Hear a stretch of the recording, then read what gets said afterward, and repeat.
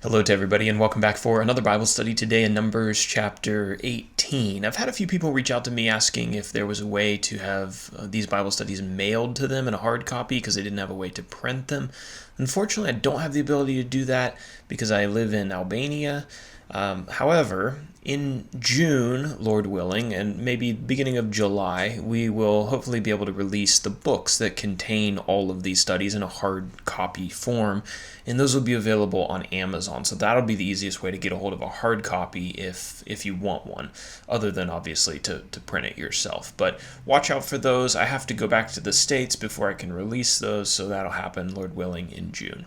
But anyway, Numbers chapter 18, we'll talk about this one today. Our main characters are Moses, Aaron, Aaron's sons. Their names were Eleazar and Ithamar. They served under their father as priests.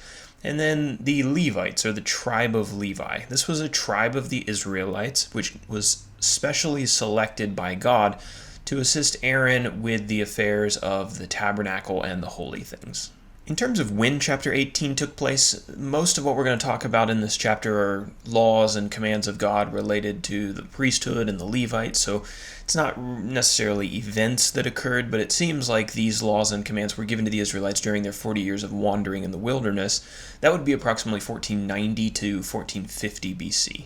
And then onto our map. Where are the Israelites when these events are taking place? Well, we know that a couple chapters back they were at the borders of Canaan, but because of their faithlessness and their disbelief that they were going to be able to take the land and that God was going to help them do that, God turned them around and now they are back in the wilderness for 40 years.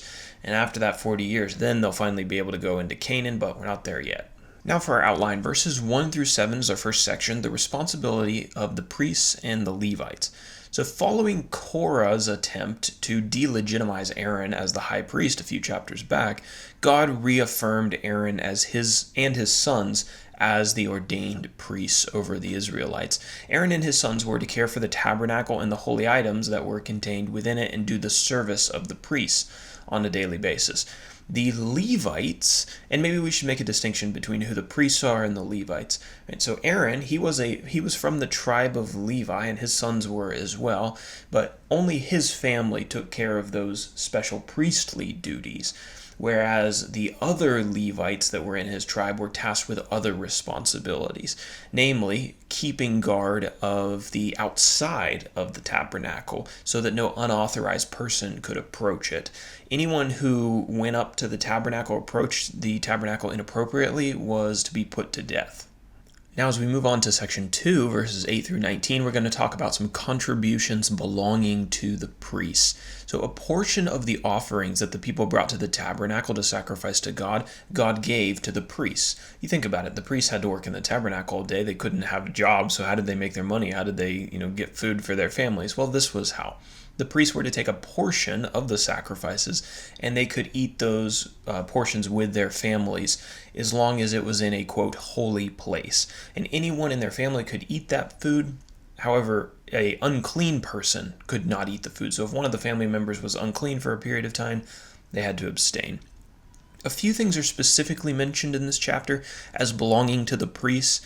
The people's wave offerings, the best of the oil, the best of the wine that was brought for sacrifices, the first ripe fruits that were offered as first fruits offerings, and the firstborn of all clean animals that were brought to the tabernacle. New parents had to pay the priests five silver shekels if they had a firstborn child to redeem that firstborn child. The firstborn of unclean animals also needed to be redeemed. There's a lot of terminology in that section that probably needs some more clarification and explanation, especially if you're somebody who's just jumping into this study on this chapter. Just know that we've kind of explained all of those concepts in the previous chapters. So go back to the second half of Exodus and the books of Leviticus if you're unclear about the clean and unclean animals, the redeeming of the firstborn, or the wave offerings and things like that. And then to finish off the chapter in verses 20 through 32, we talk about the land inheritance and the income of the Levites. So God told the Levites that they were not going to inherit any land in the land of Canaan like all the other tribes were going to get.